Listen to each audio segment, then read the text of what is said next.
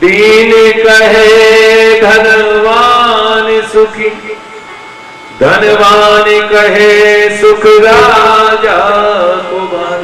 गरीब कहता है अमीर सुखी है, अमीर कहता है राजा सुखी है।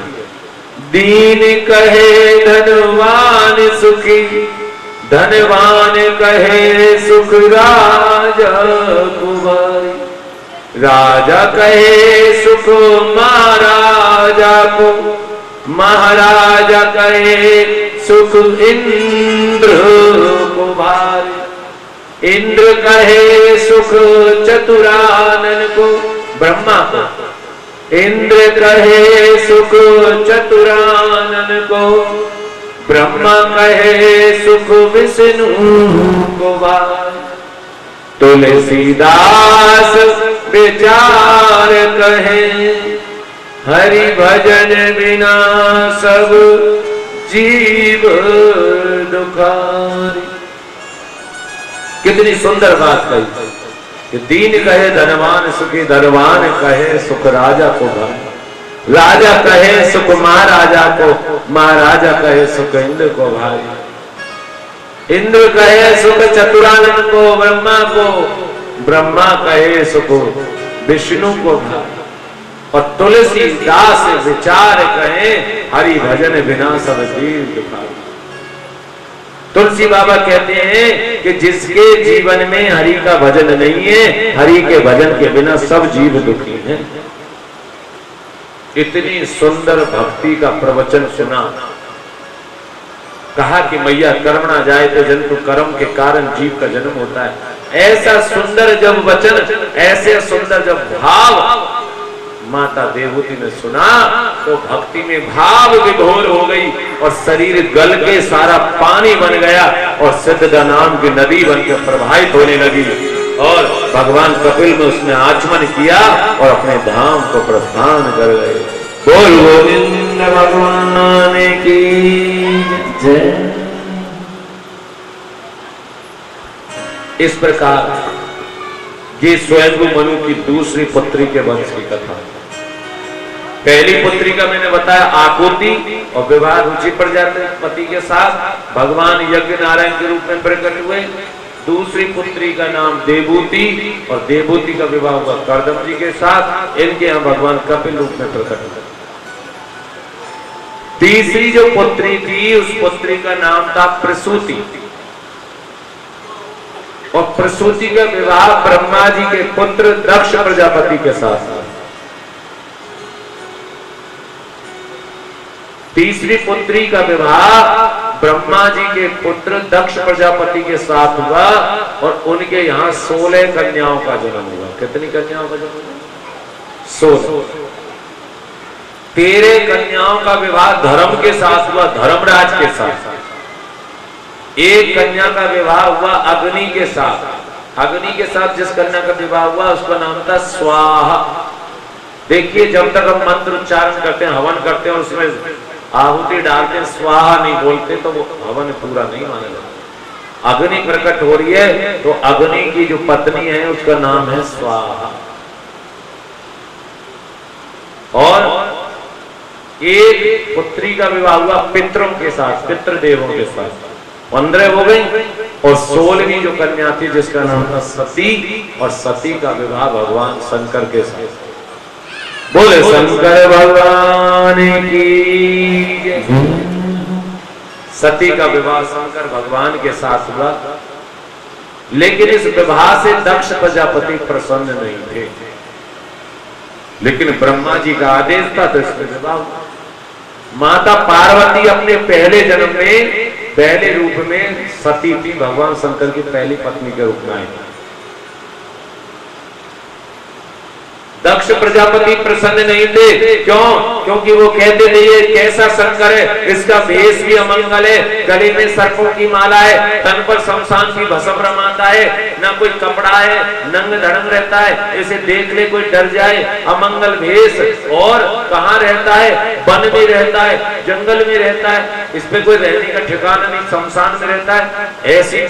ऐसे फक्कड़ के साथ, ऐसे अघोड़ी के साथ मेरी कोमल सी बेटी का विवाह हुआ, इसलिए प्रसन्न नहीं। इसलिए प्रसन्न नहीं थे। एक बार प्रजापतियों का यज्ञ हो रहा था, उस यज्ञ में समस्त देवता पधारे, भगवान शंकर भी पधारे। जैसे ही दक्ष प्रजापति का सभा में प्रवेश हुआ, सब खड़े हो गए, लेकिन भगवान शंकर अपनी समाधि में लीन थे, उन्हें कुछ पता ही नहीं था। भगवान शंकर नहीं खड़े। दक्ष प्रजापति को क्रोध आया, तू मेरा जामाता होकर, हे अघोरी, हे मंगलकारी, तू मेरा जमाता होकर और तेरी इतनी दुस्साहस कि तू मेरे लिए खड़ा नहीं, अहंकार में बोला, तू मेरे लिए खड़ा नहीं हुआ। मैं तुझे श्राप देता हूं कि आज के बाद तेरा यज्ञ में कोई स्थान नहीं है। महाराज जब ये श्राप भगवान शंकर के वाहन नंदी ने सुना, हे बड़ बड़ बड़ बड़ बड़ बड़ करता है, मैं भी तुझे श्राप देता हूं, जा तेरा मुख बकरे का हो जाएगा। जब ऐसा शब्द सुना तो भगवान शंकर की समाधि टूटी और भगवान शंकर बोले, वो भोला है ना, भोला बंदा, मुस्कुराते हुए लौट आए। दक्ष प्रजापति बदले की आग में जलने लगा। मैंने कल भी कहा था ये बदले की आग बड़ी बुरी होती है, कहा देख लूंगा तुझे। और एक बार ऐसा यज्ञ करवाया, बड़ा विशाल यज्ञ करवाया, सबको बुलाया, लेकिन अपनी बेटी दामाद को नहीं देखा। देवता जब आकाश मार्ग से उड़कर जा रहे थे, देवता जब आकाश मार्ग से उड़कर जा रहे थे तो देवताओं ने देवी कहा, हे देवी, तुम अपने पिता के यहाँ नहीं जा रही, तुम्हारे पिता के यहाँ यज्ञ है। तो माता सती बोली, हाँ मैं आऊंगी, बाद में आऊंगी, थोड़ा झूठ बोली। और भगवान शंकर से कहने लगी कि हे स्वामी, मेरे पिता के यहाँ पर यज्ञ है, मेरे पिता के यज्ञ में आपको जाना है। भगवान शंकर ने बिन बुलाए मेहमान नहीं, अरे कोई निमंत्रण नहीं आया तो हम कैसे चले जाएं? जब कोई निमंत्रण ही नहीं आया तो हम कैसे चले? और बिना निमंत्रण के किसी के यहाँ नहीं जाना चाहिए। अभी मैं वही बता रहा था, क्या आप नहीं आदर नहीं नहीं नहीं नहीं नहीं, जब हमारा आदर, हम जामाता है तुम बेटी है तो कैसे जाए? लेकिन बेटी नहीं मानती। देवी सती ने कहा कि पिता के यहाँ पुत्री को कभी बुलावे की आवश्यकता नहीं होती। कुछ स्थान ऐसे होते हैं जिनमें बुलावा नहीं जाता, जैसे कथा भागवत सत्संग में किसी को बुलाने की जरूरत नहीं है, बुलावे की जरूरत नहीं होती। जो सच्चा भगत है वो स्वयं चला जाए।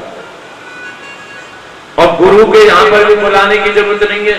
गुरु के यहाँ शिष्य कभी भी जा सकता है। जब भी उसके ऊपर कोई मुसीबत आए, उसके मन में कोई कष्ट हो, तो शिष्य अपने गुरु के यहाँ कभी भी जा सकता है। और पुत्री अपने पिता के यहाँ पर कभी भी जा सकती है। भगवान शंकर समझ गए, नहीं माने।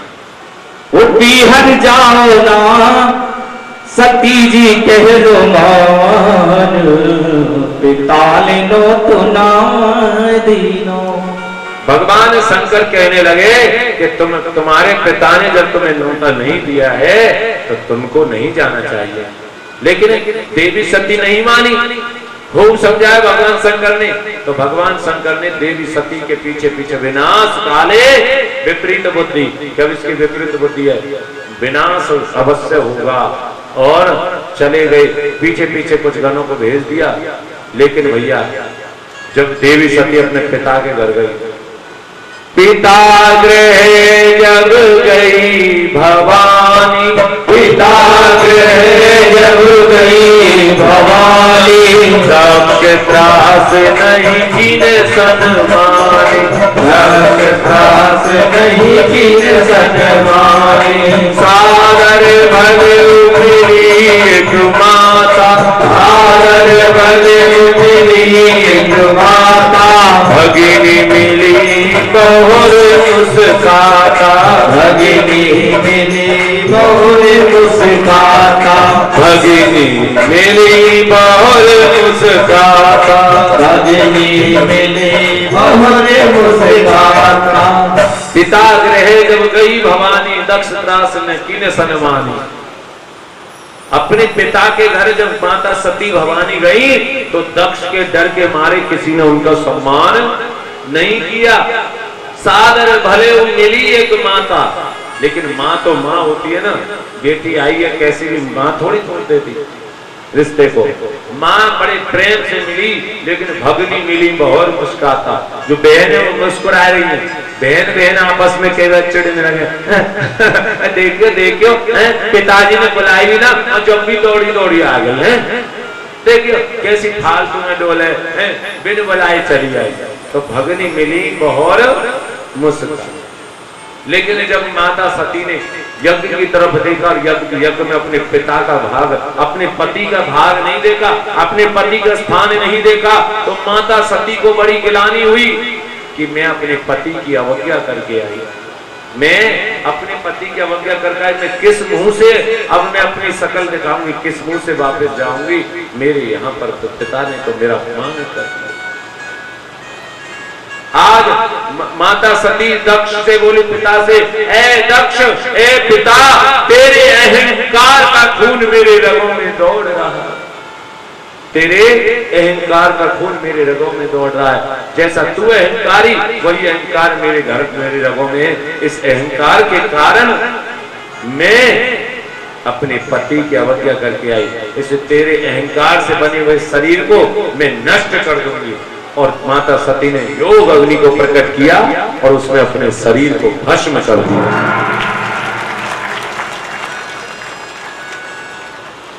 जैसे ही शिव के गणों ने, शिव के पार्षदों ने जाके भगवान शंकर को सूचना दी कि हे प्रभु, हे भोलेनाथ, माता सती ने अपने देह का अंत कर दिया। भगवान क्रोधित हुए, आंखें लाल हुई, भगवान तांडव करने लगे और अपनी जटा निकालकर उस जटा से वीरभद्र को प्रकट किया। और जैसे ही वो वीरभद्र प्रकट हुआ, वीरभद्र गणों को लेकर यज्ञ में पहुंचा और सारे यज्ञ को विध्वंस कर दिया, सारे यज्ञ को नष्ट कर दिया और अपनी तलवार से दक्ष प्रजापति का शीश धड़ से अलग कर दिया। सारे देवता भगवान शंकर के चरणों में गिर पड़े। भगवान का एक नाम और आशुतोष। आशुतोष का अर्थ होता है जो बहुत जल्दी प्रसन्न हो जाए। जब सारे देवताओं ने भगवान के चरणों में निवेदन किया तो वो बहुत जल्दी प्रसन्न हो गए और भगवान से क्षमा मांगी। तो भगवान ने बकरे की दाढ़ी भृगु को लगा दी और बकरे का शीश काटने पर वो दक्ष प्रजापति के जोड़ दिया। ये बकरा अहंकार का प्रतीक होता है, मैं। और वही अहंकार किसको आया? दक्ष को, इसलिए उसको बकरे का मुंह लग गया। बम बम बम बम बम। अब और तो कुछ बोला ना जाए, बम बम बम बम बोले। भगवान प्रसन्न हो गए कि ससुर जी ने एक नया नाम और दे दिया। जब कावड़ वाले आते ना बोलते बोल बम बम, बोल बम बम। भगवान ने बम बम का नाम भी प्रसन्न स्वीकार कर लिया। माता सती की देह को लेकर भगवान विरक्त हो गए दुखी मन से। जो माता सती का शरीर भस्म हो गया था उसे लेकर चल दिए। कहते हैं जहां जहां माता सती के अंग गिरे, क्योंकि जब तक माता सती भगवान की गोद में थी ना तो सारी पृथ्वी पर प्रलय आ रही थी, सारी सृष्टि पर प्रलय आ रही थी। भगवान नारायण ने सोचा अगर माता सती की देह का अंत नहीं हुआ तो सृष्टि समाप्त हो जाएगी, इसलिए अपने सुदर्शन चक्र से छोटे छोटे टुकड़े कर दिए। और कहते हैं जहां जहां माता सती के अंग गिरे वहां बामन शक्ति पीठ बन गए। हमारे पूरे हिंदुस्तान में, भारतवर्ष में बामन रूप में देवियां विराजमान है। कहीं मनसा देवी, कहीं ज्वाला देवी, कहीं वैष्णो देवी, कहीं कैला मैया। तो ये सब बामन शक्तिपीठ में स्थापित है। बोले सच्चे दरबार की। और भैया भगवान शंकर विरक्त भाव में समाधि में लीन हो गए। ये जो कथा रही, ये कथा 3 पुत्रियों की, आकुति, देवहूति और प्रसूति। अब कौन बचे हैं? अब भगवान के वंश के 2 बालक बचे हैं। अब स्वयं को मनु के 2 पुत्र बचे। कौन से? एक प्रियव्रत और एक उत्तानपाद। बोल गोविंद भगवान की जय। आइए अब हम बहुत सुंदर प्रहलाद जी की कथा में और ध्रुव जी की कथा में प्रवेश करेंगे। भक्ता नाम चरितम भागवतम बहुत सुंदर कथा है, लेकिन उससे पहले संदेश और फिर हम सीधे कथा में प्रवेश करेंगे। बहुत सुंदर सुंदर कथाएं, प्रहलाद भगत की कथा और ध्रुव जी की कथा। श्री राधे, जय श्री राधे। श्रीमान चोटिया जी मेरे पास आएंगे। श्रीमान सुभाष चोटिया जी,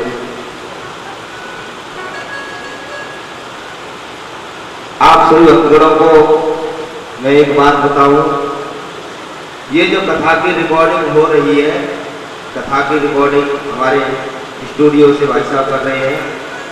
सुभाष चोटिया जी का कहना है ये आस्था चैनल पर टी लाइव दिखाई जाएगी और यह व्यवस्था श्रीमान सुभाष चोटिया जी ने अपनी तरफ से की है। जोरदार तालियां।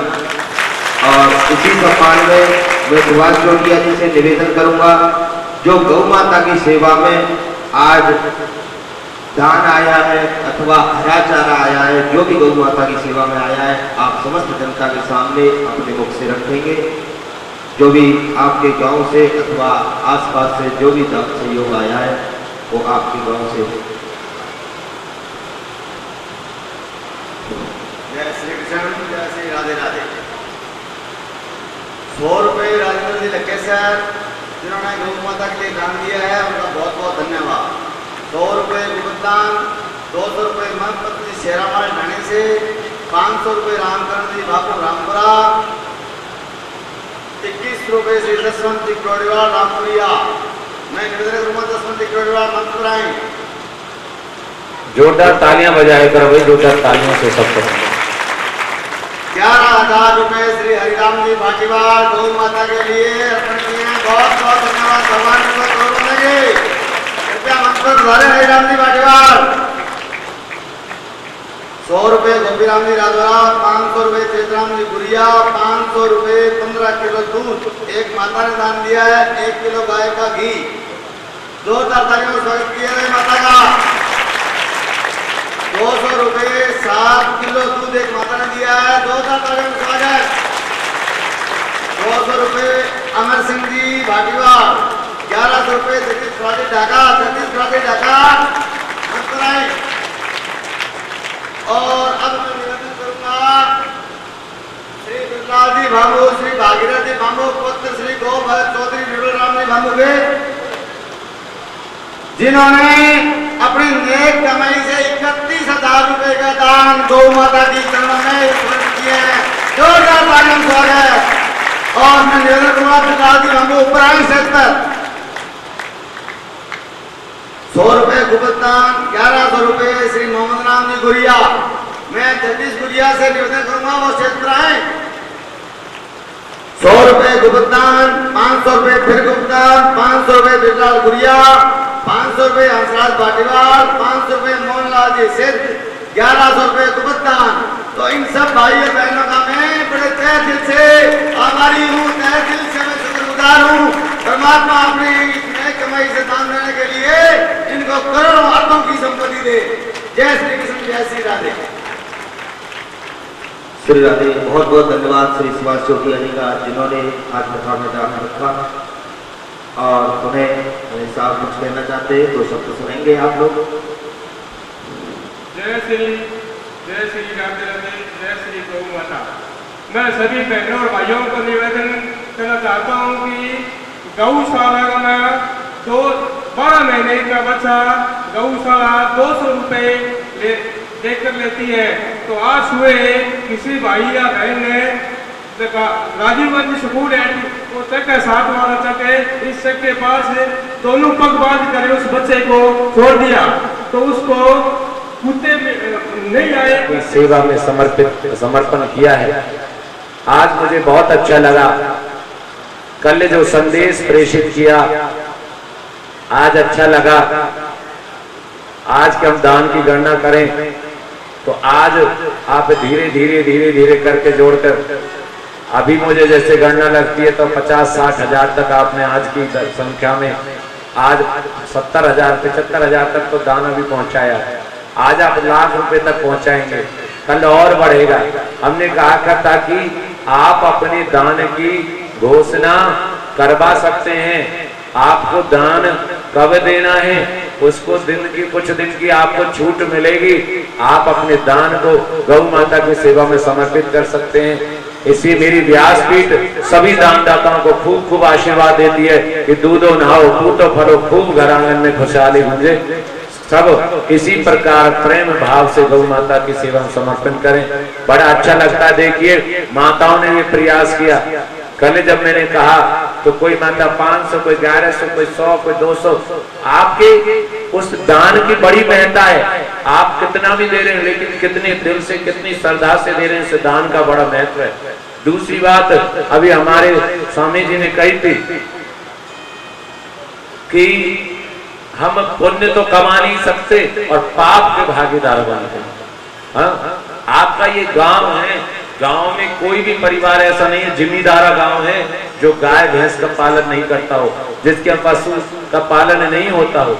लेकिन जिस गौ माता की आज चरणों में बैठकर आप कथा सुन रहे हैं, जिस गौ माता की सेवा में समर्पण है, आपके गांव गौशाला है, इतना बुरा कार्य जो मैंने आज सुना है, ये तो आपने घोर नरक का काम किया है। अरे पुण्य तो जो है ना, कहीं ऐसा ना हो आज तुमने उसके पैर बांधे, भगवान की कहीं अगर कुदृष्टि हो गई तो तुम्हारा सारा शरीर, तुम्हारा सारा परिवार ना बंध जाए। भगवान की दृष्टि में अपने आप को श्रेष्ठ बनाइए। ऐसा नीच कर्म कभी नहीं करना। तुम गाय का पालन कर सकते हो, बछड़ी का पालन कर सकते हो तो ठीक है, नहीं तो सूचित करो, गौशाला उसको सेवा में लेगी। तुम्हारी कोई घायल गाय है तो बच्चा जिसका इलाज यहाँ पर नहीं हो पा रहा है और इलाज कराना चाहते हैं तो कह दिया गौशाला की सेवा में एम्बुलेंस है, उसके कुछ खर्चे हैं एम्बुलेंस के लाने ले जाने का, तो वो खर्चा प्रेषित करें, वो एम्बुलेंस आपके सेवा में उस हॉस्पिटल को ले जाने के लिए समर्पित रहेगी। लेकिन भैया सब काम सहयोग से करता है। या तो पुण्य करो और पुण्य नहीं करो तो पाप भी मत कमाओ। बोल गोविंद भगवान की। तो इस प्रकार भगवान के सुंदर चरित्रों की और भक्तों की हम कथा सुन रहे हैं। आइए 2 मिनट मेरे साथ हरि नाम संकीर्तन करेंगे और फिर ध्रुव जी की कथा में प्रवेश करेंगे। सुंदर भक्त की कथा, ध्रुव भगत की कथा सुनाए ना ध्रुव जी के बारे में। आइए 2 मिनट मेरे साथ हरि नाम संकीर्तन।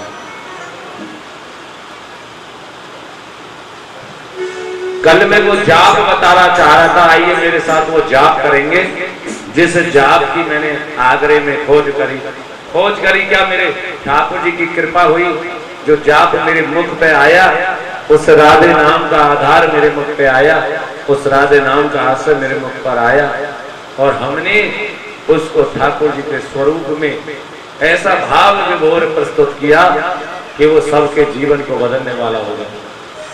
आइए सब प्रेम से, भाव से मेरे साथ गाएंगे, गुनगुनाएंगे। जो इस राधे नाम के जाप को करेगा उसके जीवन की सारी भव बाधाएं मिट जाएंगी, उसके जीवन के सारे कष्ट मिट जाएंगे। तो आइए उस राधे नाम का जाप। राधे राधे तेरे नाम के बिना हम हैं आधे। राधे राधे राधे राधे तेरे नाम के बिना हम हैं आधे। राधे राधे तेरे नाम के बिना हम हैं आधे। राधे राधे राधे राधे तेरे नाम के बिना हम हैं आधे। राधे राधे राधे राधे तेरे नाम के बिना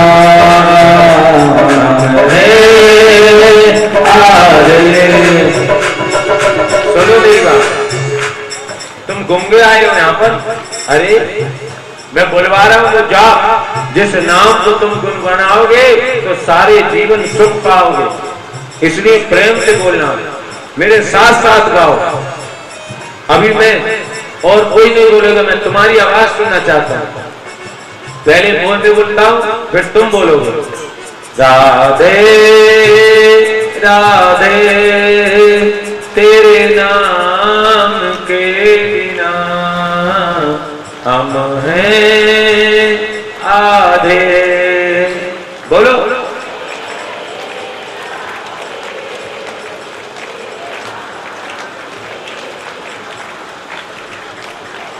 ऐसे नहीं, आधे ए बे करें, धुन में बोलो, तेज बोलो।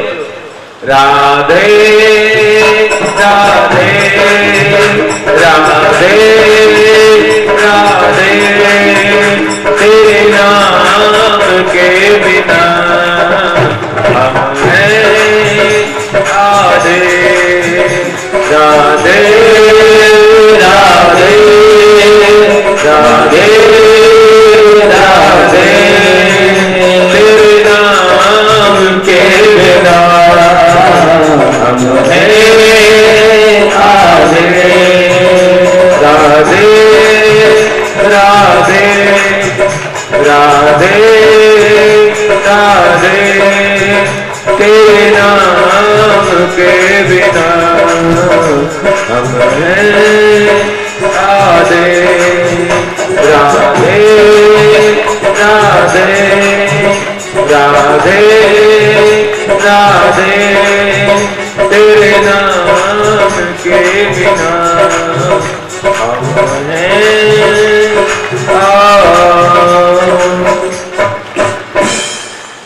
बहुत मिट्टी लगी पड़ी है महाराज तुम पे, बहुत मांझना पड़ेगा। मैं तो सोच रहा हूँ थोड़ी भूख मारने दे साफ रह जाएंगे, लेकिन तुमने तो बहुत मन में बहुत गंदगी भरी हुई है, बहुत मिट्टी लगी पड़ी है, बहुत आपको जगाना पड़ेगा, जगाना पड़ेगा। केवल मंदिर में घंटी बजाने से, केवल ज्योत जलाने से भगत नहीं बन जाते। तुम्हारे बाहर का दिखावा तो बहुत है, लेकिन अभी मन की ज्योति तुम्हारी बुझी हुई है, और जब तक मन की ज्योति नहीं जलेगी तब तक काम नहीं बनेगा। महाराज स्वयं मनु के पुत्र हैं उत्तानपाद, बहुत सुंदर कथा है, बड़े ध्यान से सुने। स्वयं मनु के पुत्र हैं उत्तानपाद, और उत्तानपाद की दो पत्नियां हैं। उत्तानपाद की दो रानियां हैं, एक सुनीति और एक सुरुचि। एक रानी का नाम है सुनीति और एक रानी का नाम है सुरुचि। सुनीति का क्या अर्थ होता है? सुनीति का अर्थ होता है सुंदर नीति वाली। सुनीति का अर्थ है सुंदर नीति वाली, और सुरुचि का अर्थ है जो अपनी रुचि के अनुसार काम करे, जो केवल अपने ही लिए सोचे। तो आप कौन हो भैया? अच्छा एक बात बताइए भैया, आप में से सुनीति कौन है? हाथ खड़े करो कि मैं सुनीति हूं। कोई भी सुनीति नहीं है किसी के विचार। तो सुरुचि कौन है? वो हाथ खड़े करो। जो केवल अपने लिए सोचती है वो सुरुचि। कौन है आप में से? ऐसा तो हो ही नहीं सकता महाराज। है या तो सुनीति होगी या सुरुचि होगी, या तो सुंदर नीति वाली होगी या सुरुचि। अब ना तो सुनीति का हाथ खड़े करे ना सुरुचि करे। अब बेचारी कोई ईमानदारी से सुंदर नीति वाली हो भी और वो हाथ खड़े करे, तो अगर वहां ने हाथ खड़े करे पड़ोसन कहेगी देख ले सुंदर नीति वाली बैठी है। और बेचारी कोई ईमानदारी से सुरुचि के लिए खड़ी करेगी, मैं तो अपने बारे में सोचूं। अगर उसने हाथ खड़ा कर दिया सुरुचि के लिए तो सबरी हंसने लगे, देख सुरुचि बैठी है, सुरुचि बैठी है। अब दोनों ही बातों में समझो, लेकिन ये ईश्वर जानता है आप में से सुनीति कम और सुरुचि ज्यादा है। सबके लिए सोचने वाले बहुत कम लोग थे महाराज, सब अपने लिए सोचते। अपना काम बनता और बाहर में जाए जनता। तो बड़ी रानी का नाम सुनीति था, जो सुंदर विचारों वाली थी, लेकिन राजा सुरुचि के प्रेम में ज्यादा फंसा हुआ था और सुरुचि के प्रेम में फंसे होने के कारण राजा ने अपनी बड़ी पत्नी बड़ी रानी सुनीति का त्याग कर दिया। लेकिन जिस समय सुनीति का त्याग किया वो उम्मीद से थी, वो गर्व से थी। वो सुनीति वन में जाकर रहने लगी, वहीं पर्णकुटी बनाई, साधु संतों की सेवा करती।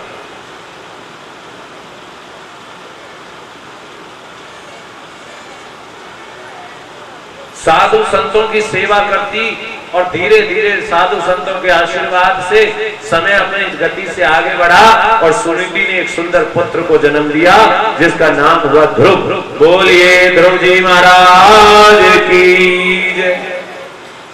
बताओ, तुम्हारे आसपास में भी तुम्हारी आवाज नहीं है। बोलिए ध्रुव जी महाराज की जय। महाराज ध्रुव जी महाराज का जन्म हुआ, धीरे धीरे वो बालक बड़े होने लगा, संतों का ऋषियों का आशीर्वाद मिला। संत सेवा के कारण सुनीति को कहा कि तुम्हें कोई वरदान मांगना है तो मांग लीजिए। सुनीति बोली कि हे प्रभु, हे गुरुवर, हे संत, आप मुझे वरदान देना ही चाहते हो तो जो मेरे पति की दूसरी पत्नी है सुरुचि, उसके कोई संतान नहीं है, उसको भी पुत्र रत्न प्राप्त हो जाएगा। संत बोले धन्य है तेरे जैसी देवी, अरे जिसके कारण तुम्हारे पति ने तुम्हारा त्याग कर दिया तुम उसके लिए भी मांग रही हो। यही सती नारी के लक्षण है। और उसके यहाँ भी एक पुत्र का जन्म हुआ जिसका नाम उत्तम हुआ। ध्रुव जी 5 वर्ष के हो गए। ध्रुव जी 5 वर्ष के हो गए, लेकिन जब 5 वर्ष के ध्रुव जी हो गए तो अपनी माता से पूछा कि मैया हमारे पिता कौन है, हमारे पिता कौन है। कहा कि बेटा इस राज्य के जो राजा हैं वही तुम्हारे पिता हैं, इस राज्य के राजा तुम्हारे पिता हैं। माँ हम अपने पिताजी से मिलने जाना चाहते हैं, हम अपने पिताजी से मिलने जाना चाहते हैं। माता से आज्ञा लेकर, अपनी माँ से माता से आज्ञा लेकर मिलने के लिए ध्रुव जी महलों में चले गए। महलों में राजा सिंहासन पर बैठे हुए, साथ में बालक उत्तम खेल रहा है और माता सुरुचि खड़ी हुई है। जैसे ध्रुव जी को देखा, ध्रुव जी आगे बढ़े, पिता ने हाथ बढ़ाया, माता सुरुचि ने ध्रुव के हाथ पकड़कर उसके धक्का दे दिया। ठहर, इस गोद में बैठने का तुझे कोई अधिकार नहीं। बालो असीबत न आत्मान मन्ये, स्त्री गर्भ संव्रतम नूनम वेद भवान यशे दुर्लभ वर्ते मनोरथ। बालो असीनवत न आत्मान मन्ये। ठहरो बालक, तुमको इस गोद में बैठने का कोई अधिकार नहीं है। अगर तुमको इस गोद में बैठना है तो पहले मेरे गर्भ से जन्म लेना होगा। नारायण की तपस्या कर, फिर वरदान मांग कि तुम्हें मेरे गर्भ से जन्म मिले, नहीं तो तेरा ये मनोरथ बड़ा दुर्लभ है, पूरा नहीं। यह माता सुरुचि ने ध्रुव का अपमान नहीं किया, यह माता सुरुचि ने उस भगवान का, परमात्मा का अपमान करने का प्रयास किया। रोते हुए बालक ध्रुव आ गया। माता ने पूछा कि बेटा क्या हुआ? कि माँ मुझे माता सुरुचि ने, मौसी ने मिलने नहीं दी। ये सच्ची माँ का लक्षण है। कोई दूसरी स्त्री होती तो तुम कह देती कि तुम उसका सिर फोड़ के चले आते, लेकिन उस सच्ची नारी ने, उस माता ने बोला कि माँ बोली कि बेटा तुझे इस हाड़ मांस के पिता की गोद में नहीं बैठना। अगर तुझे गोद में बैठना है, तुझे मिलना ही है, तो उस जगत पिता की गोद में बैठना, जो सारे संसार का पिता है, उसकी गोद में तुझे जाकर बैठना है, उसके पास जाकर रहना। ऐसी कोई माँ होती है जो अपने बच्चे को ऐसा सुंदर प्रवचन देती है। कहा कि तू वन को जा, भगवान को प्रसन्न कर, उनकी गोद में बैठ गया। आज ध्रुव जी महाराज अपनी माता से आज्ञा लेकर, आज ध्रुव जी अपनी माता से आज्ञा लेकर वन को जा रहे हैं। अपनी माँ से कह रहे कि माँ मैं अब जाता हूं, छोड़ करके तेरा, छोड़ करके तेरा, छोड़ करके तेरा धन माल जा रहा है। हरि के बदन को तेरा लाल जा रहा है। हरि के भजन को मेरा लाल जा रहा है। छोड़ करके तेरा धन माल जा रहा है। छोड़ करके तेरा धन माल जा रहा है। हरि के भजन को तेरा लाल जा रहा है। हरि के भजन को मेरा लाल जा रहा है। जय हो। आज गुरु के महाराज अपनी मां से आज्ञा लेकर वन को रवाना हो रहे हैं।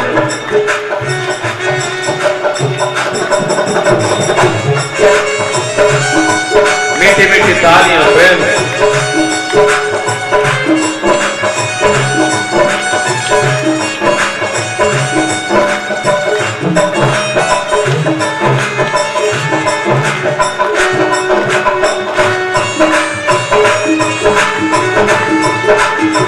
प्यारे।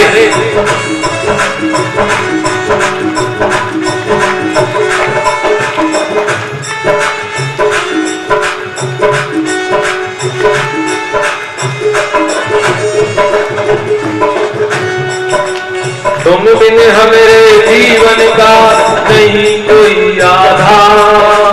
तुम बिन हमारे जीवन का नहीं कोई आधार। आ जाओ ना देर करो ओ मेरी सरकार। आ जाओ ना देर करो ओ मेरी सरकार। रो रो के तेरा रो रो के तेरा गुणगान गा रहा है। हरि के भजन को तेरा लाल जा रहा है। हरि के भजन को मेरा लाल जा रहा है। जय हो प्यारे।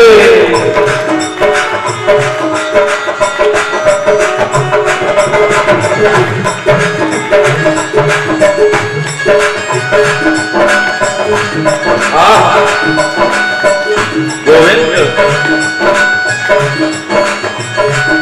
गोपाला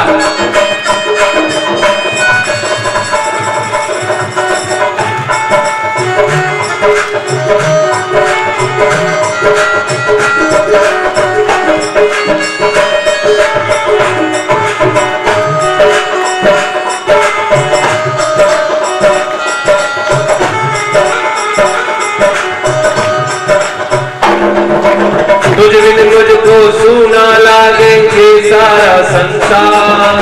तुझ बिन मुझको सूना लागे ये सारा संसार। मुझको भी तुम दे दो प्यार हम थोड़ा सा प्यार। मुझको भी दे दो प्यारे अब थोड़ा सा प्यार।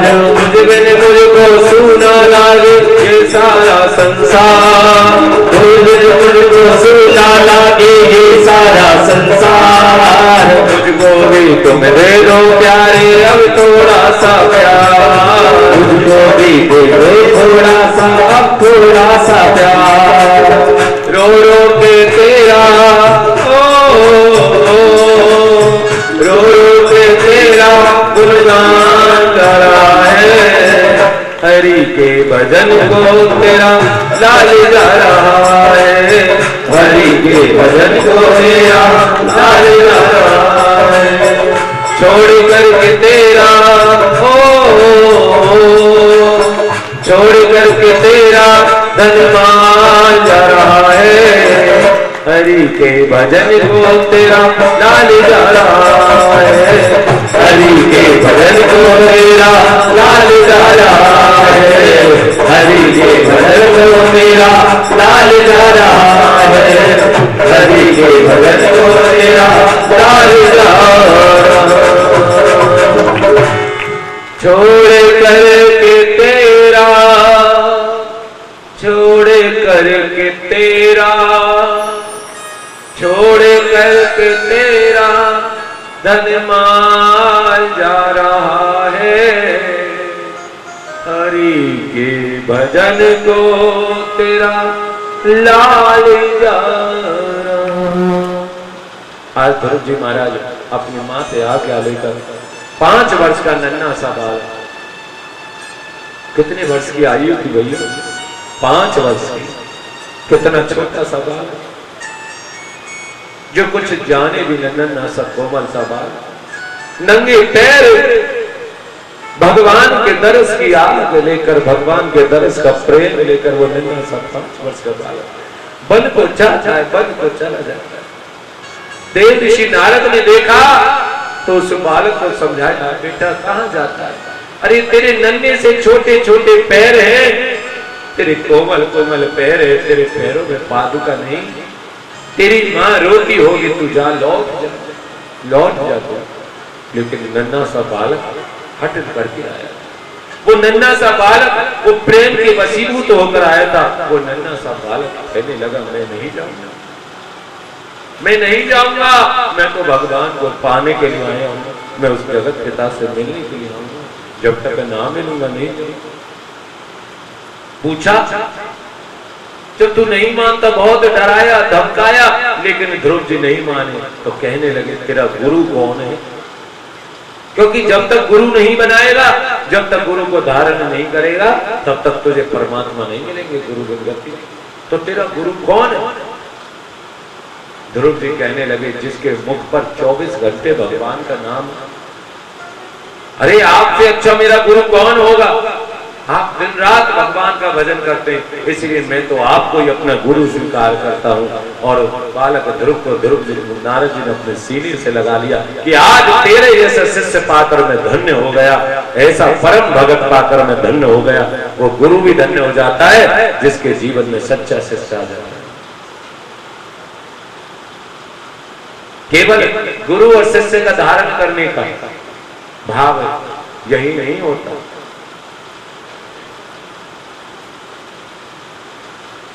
मेरे से पिछले 2 दिनों से बहुत लोगों का प्रस्ताव आया है, बहुत माताओं का, बहनों का, सब परिवारों से,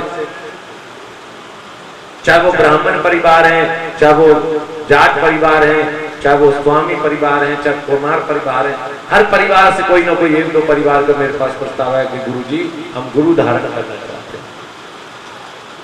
लेकिन मैंने एक बात पहले ही दिन बता दी थी कि गुरु धारण ऐसे नहीं होता, नॉन के में नहीं धरे। गुरु धारण करना इतना आसान नहीं है, कोई प्रसाद नहीं बट रहा है, जिसका मन करे उसने लूट लिया महाराज, ऐसा नहीं होता। और जो ऐसा कर रहे हैं वो ठोकर खा रहे हैं, गलतियां कर रहे हैं महाराज। कितनी ऐसी घटनाएं, कितनी ऐसी ठोकर। हम अंधे होकर, हम बिना किसी भाव को जाने, हम अंधे होकर किसी को भी पकड़ लेते हैं ना। हमें ये पता कि गुरु कौन है, हमें ये पता नहीं गुरु जी का व्यवहार क्या है हमें, और गुरु को ये नहीं पता मेरा शिष्य कहाँ है। मैं कई बार पूछता हूँ, जिस समय मैं मंत्र कान में फूंकता हूँ, मैं बार बार पूछता हूँ, क्या तुम्हें विश्वास है? क्या तुम पूरी श्रद्धा के साथ अपने गुरु को धारण कर रहे हो? क्या जिंदगी भर इस रिश्ते को निभाओगे?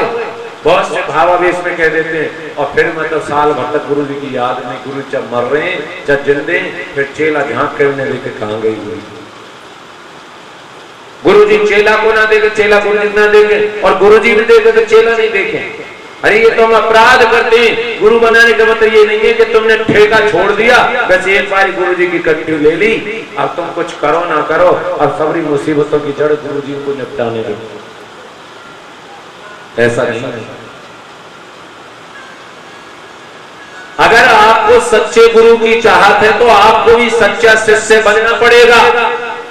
और शिष्य कैसा? क्योंकि मैं हमेशा कहता हूं, हाड़ मांस के शरीर में शक्ति नहीं होती।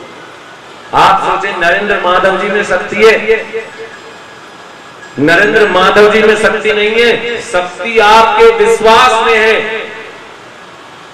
गुरु में शक्ति नहीं होती, शक्ति तुम्हारे गुरु के विश्वास में होती है। जब आप विश्वास के साथ, आस्था के साथ अपने गुरु की शरण में जाते कि आपके कष्ट कट जाएंगे, आपके मन की बात गुरु जी जान जाएंगे।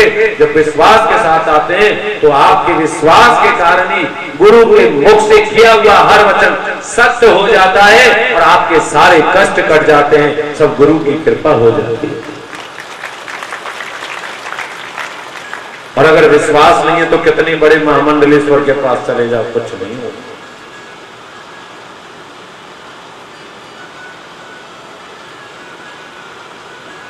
इसलिए प्रथम दिवस में भी मैंने ये कहा था कि जब तक 3 बातें लागू न हो जाए, गुरु तुम्हें कहां मिलेंगे, कब मिलेंगे, इसी कथा में मिलेंगे, अगली में मिलेंगे, कैसे मिलेंगे, कहां मिलेंगे, इसका निर्णय तुम नहीं करोगे, इसका निर्णय परमात्मा करेगा, गोविंद करेगा। क्योंकि संसार की राय लेके देख लिया, संसार जिसका रास्ता तुम्हें दिखाएगा वो रास्ता कई बार गलत हो सकता है, लेकिन जिस रास्ते को मेरा गोविंद दिखाएगा, जिस रास्ते को मेरे ठाकुर जी दिखाएंगे, वो रास्ता कभी गलत नहीं हो सकता। वो रास्ता तुम्हें सदा परमात्मा की ओर ले जाएगा, अपनी कृपा की ओर ले जाएगा। इसलिए उस रास्ते को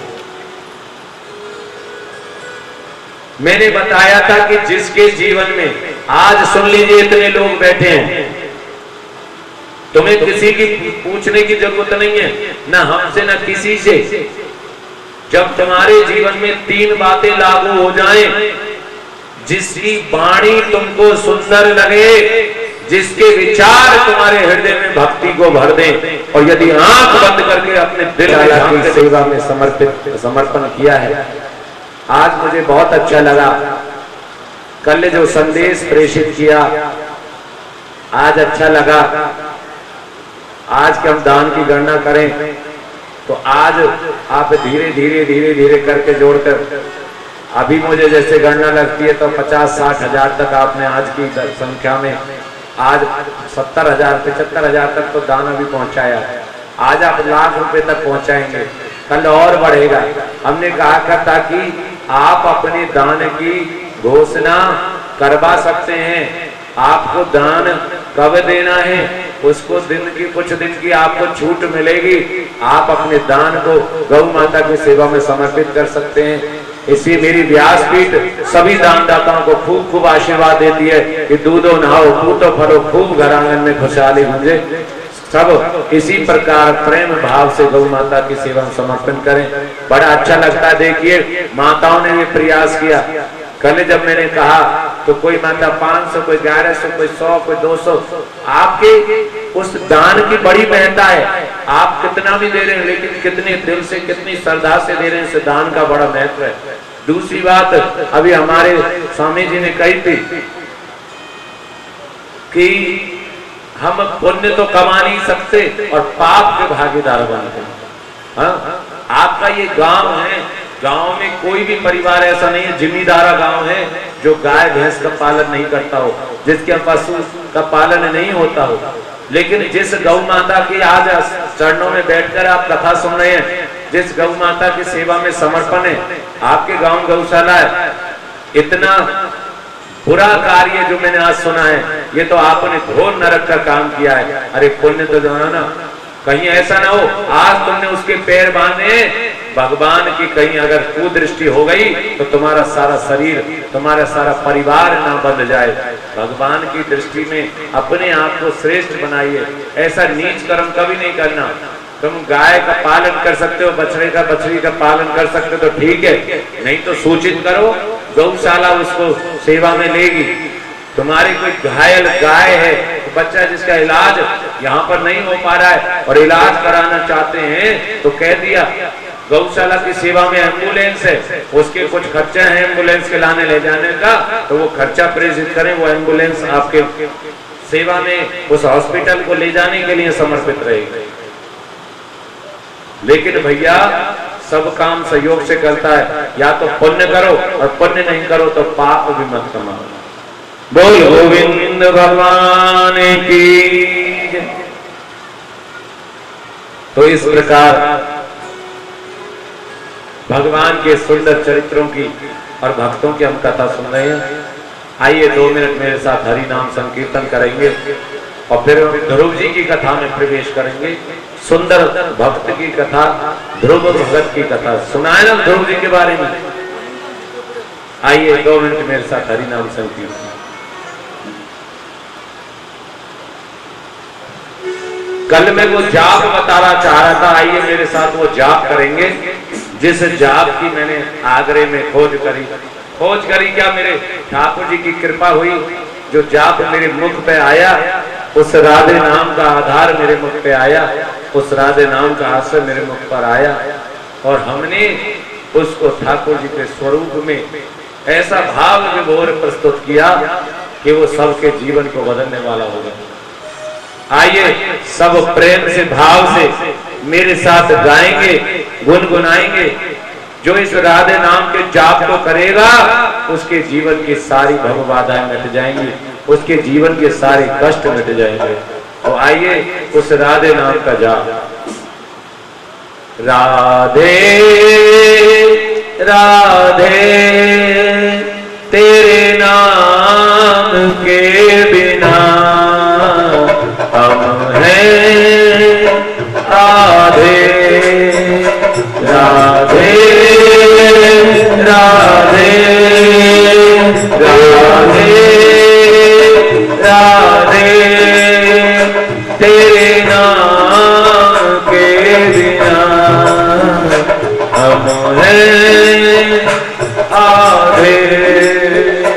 राधे राधे तेरे नाम के बिना हम हैं आधे। राधे राधे राधे राधे तेरे नाम के बिना हम हैं आधे। राधे राधे राधे राधे तेरे नाम के बिना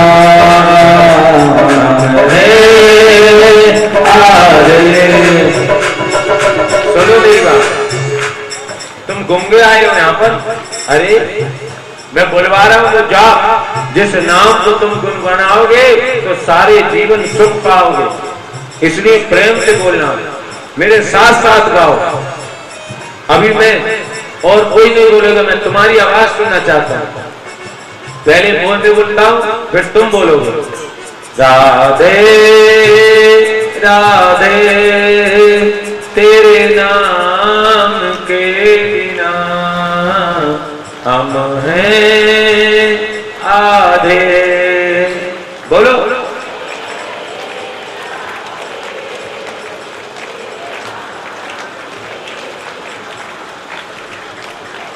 ऐसे नहीं, आधे ए बे करें, धुन में बोलो, तेज बोलो। राधे राधे राधे राधे तेरे नाम के बिना हम हैं आधे। राधे राधे राधे राधे तेरे नाम के बिना हम हैं आधे। राधे राधे राधे राधे तेरे नाम के बिना हम हैं आधे।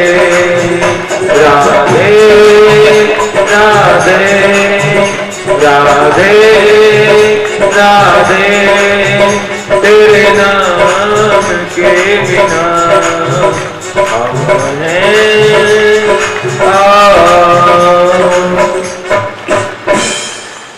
बहुत मिट्टी लगी पड़ी है महाराज तुम पे, बहुत मांझना पड़ेगा।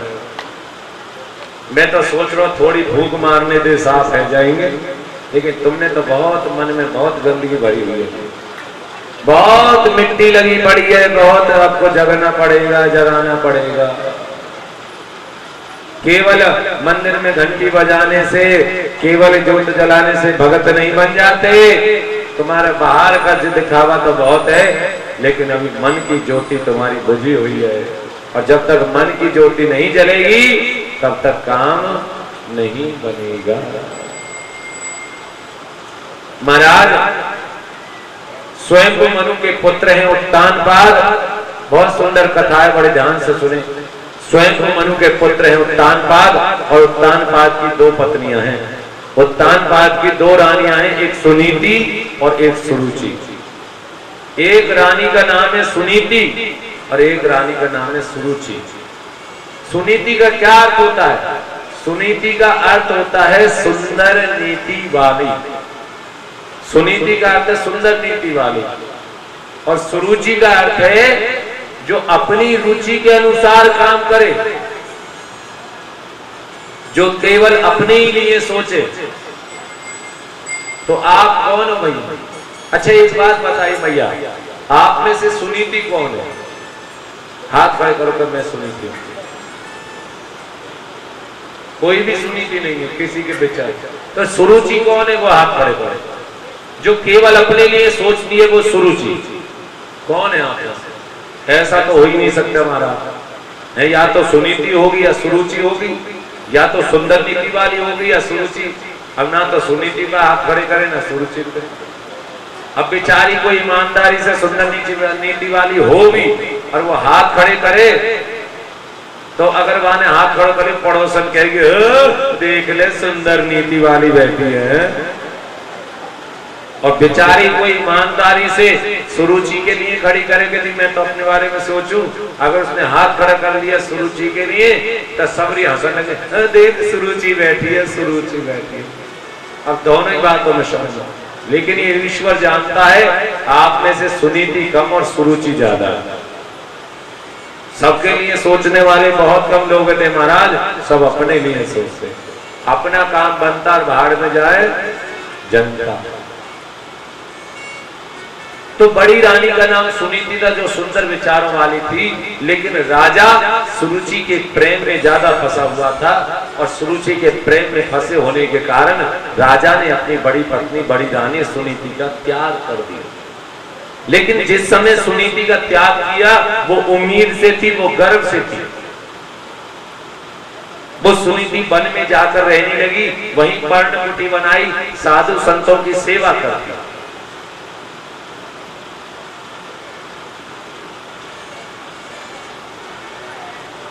साधु संतों की सेवा करती और धीरे धीरे साधु संतों के आशीर्वाद से समय अपनी गति से आगे बढ़ा और सुनीति ने एक सुंदर पुत्र को जन्म दिया जिसका नाम हुआ ध्रुव। बोलिए ध्रुव जी महाराज की जय।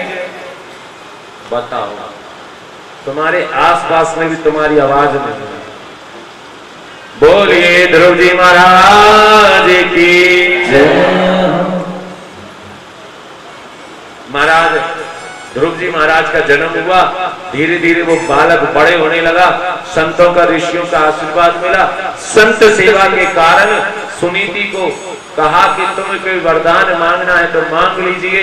सुनीति बोली कि हे प्रभु, हे गुरुवर, हे संत, आप मुझे वरदान देना ही चाहते हो तो जो मेरे पति की दूसरी पत्नी है सुरुचि, उसके कोई संतान नहीं है, उसको भी पुत्र रत्न प्राप्त हो जाएगा। संत बोले धन्य है तेरे जैसी देवी। अरे जिसके कारण तुम्हारे पति ने तुम्हारा त्याग कर दिया तुम उसके लिए भी मांग रही हो। यही सती नारी के लक्षण। और उसके यहाँ भी एक पुत्र का जन्म हुआ जिसका नाम उत्तम हुआ। ध्रुव जी 5 वर्ष के हो गए। ध्रुव जी 5 वर्ष के हो गए, लेकिन जब 5 वर्ष के ध्रुव जी हो गए तो अपनी माता से पूछा कि मैया हमारे पिता कौन है? हमारे पिता कौन है? कहा कि बेटा इस राज्य के जो राजा हैं वही तुम्हारे पिता हैं।